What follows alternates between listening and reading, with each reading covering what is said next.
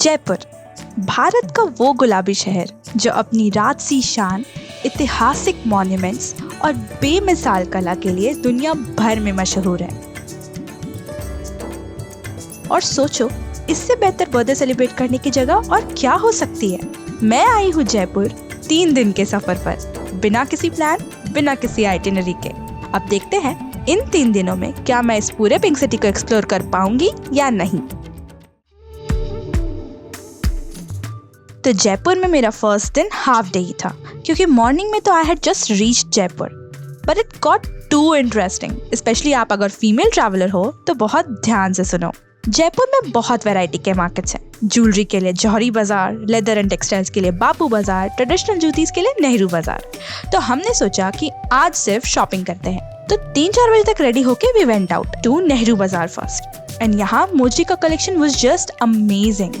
इनकी खासियत ये है कि ये सारे हैंडमेड होते हैं। And you my dear friend have to bargain like a local, तभी आप ढेर सारी शॉपिंग कम दाम में कर पाओगे। और फिर आते हैं कुछ ऐसे मार्केट्स जिनको रास्ते के नाम से जाना जाता है, जैसे मनीहारों का रास्ता, which is quite famous for its customized lakh bangles. There are multiple shops in this narrow gully, जिसमें से मैं गई शॉप नंबर 66 पर। मैंने उनके रेडीमेड बैंगल्स भी लिए, प्लस खुद के ड्रेस से मैचिंग बैंगल्स भी बनवाए। And that is a whole other experience. याद रखना, जयपुर आओ तो लाख बैंगल्स बनवाना जरूर, क्योंकि it's not just the bangles, the way they make them so fascinating. फिर काफी शॉपिंग कर लेने के बाद हमने सोचा थोड़ा साइट सीइंग कर लेते हैं, तो we went to Albert Hall Museum. क्योंकि हम 7:30 PM को गए थे, तो we could only attend it from the outside. For dinner we randomly picked a restaurant from Google. इसका नाम था राजस्थानी भोग, एंड वहाँ लगा जैसे एक अलग ही वातावरण में आ गए हूँ। टिक्का एंड पकड़ी से हमारी स्वागत हुई।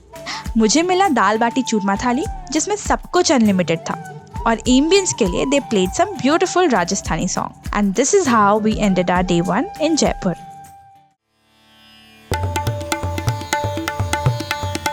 So today is our day 2 in the Pink City. और आज का प्लान है to explore all the famous historical locations within the city and wrap up the day in Chokhi Dhani. तो हमने शुरुआत की विद द मोस्ट फेमस हवा महल से। यहाँ आए तो मालूम चला कि जिसे हम हवा महल का फ्रंट व्यू समझते थे, वो तो एक्चुअली में उसका बैक साइड है। And we also found out कि महाराजा सवाई प्रताप सिंह भगवान श्री कृष्ण के बहुत बड़े भक्त थे, और लॉर्ड कृष्णा के मुकुट के डिजाइन पर ही उन्होंने ये आर्किटेक्चर बनवाया था। है ना अमेजिंग फैक्ट?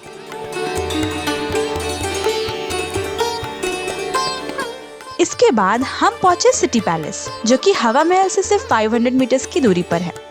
सिटी पैलेस में अलग अलग टाइप के टिकट्स मिलते हैं, एंड जो हमने टिकट लिया था उसमें कोर्टयार्ड एंड म्यूजियम की एंट्री अलाउड थी। हमने दोनों एक्सप्लोर किए। अच्छी जगह थी, काफी कुछ देखा जरूर। टू बी ऑनेस्ट, उदयपुर का city palace is much more worth it, क्योंकि वहाँ पूरे महल का एक्सेस एक मिनिमल टिकट प्राइस पर मिलता है, एंड आपको फुल रॉयल फीलिंग आएगी। अगर आपने मेरी उदयपुर की वीडियो नहीं देखी है तो अभी चेकआउट कर सकते हो। एंड हाँ, अगर जयपुर में भी रॉयल्टी फीलिंग चाहिए, then I will show you one amazing location soon, तो वीडियो को एंड तक जरूर देखना।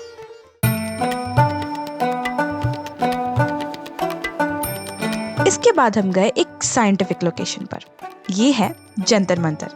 बचपन से जी की बुक्स में बहुत पढ़ा था इस जगह के बारे में, और अभी यहाँ आकर काफ़ी ज़्यादा एक्साइटमेंट भी थी, because I just love science and how fascinating it makes the whole world.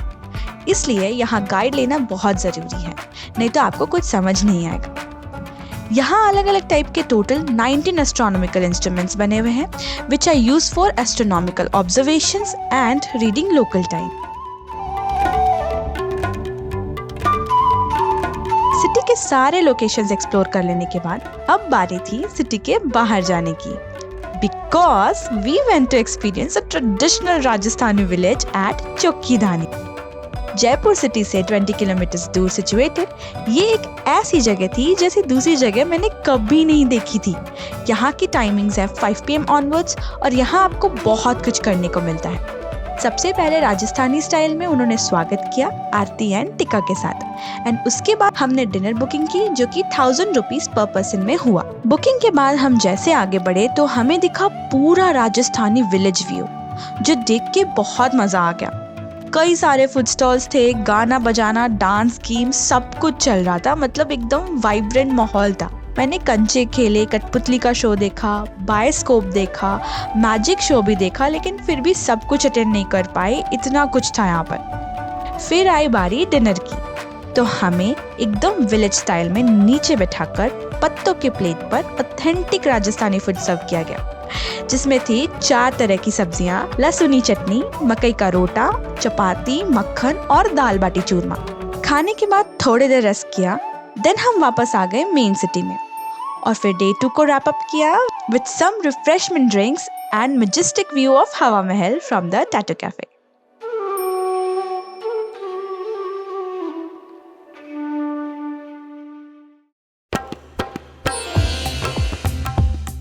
Good morning folks. आज है जयपुर में हमारा आखिरी दिन।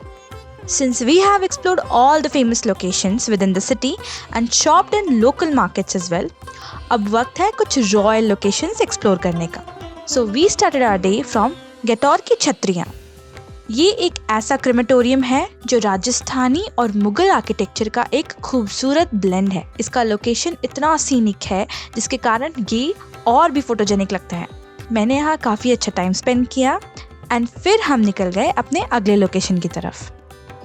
ये है the iconic and most renowned Amer fort.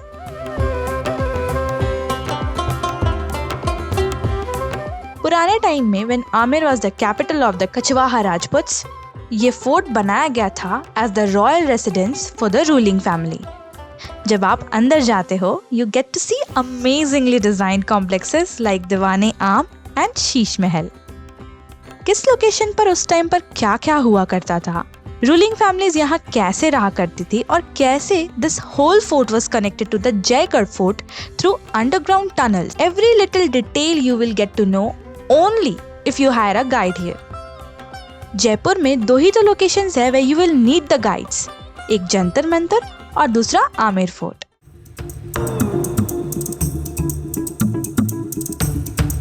Amer के बाद हम आ गए एक और फोर्ट देखने, जो है Nahargarh fort. This was built primarily for the defense of Jaipur and was also later used as a royal retreat and summer residence for the Maharanis. यहाँ बनाए गए रूम्स इतने खूबसूरत हैं क्योंकि इनकी दीवारों पर बनी कलाकृतियाँ are so aesthetic। यहाँ छत से जयपुर का काफी खूबसूरत नज़ारा दिखता है। थोड़ी देर के लिए मैंने यहाँ नज़ारे एंजॉय किए और फिर निकल गई अगले लोकेशन पर।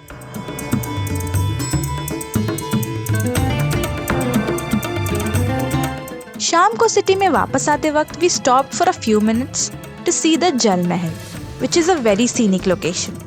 वहाँ कुछ लोग रील्स बना रहे थे which looked so good, but ज़्यादा टाइम रुक नहीं सकते थे हम, as there was one more location जो मैं विजिट करना चाहती थी और वो सिटी के दूसरे एंड पर था, इसलिए हम जल्दी वहाँ से निकल गए।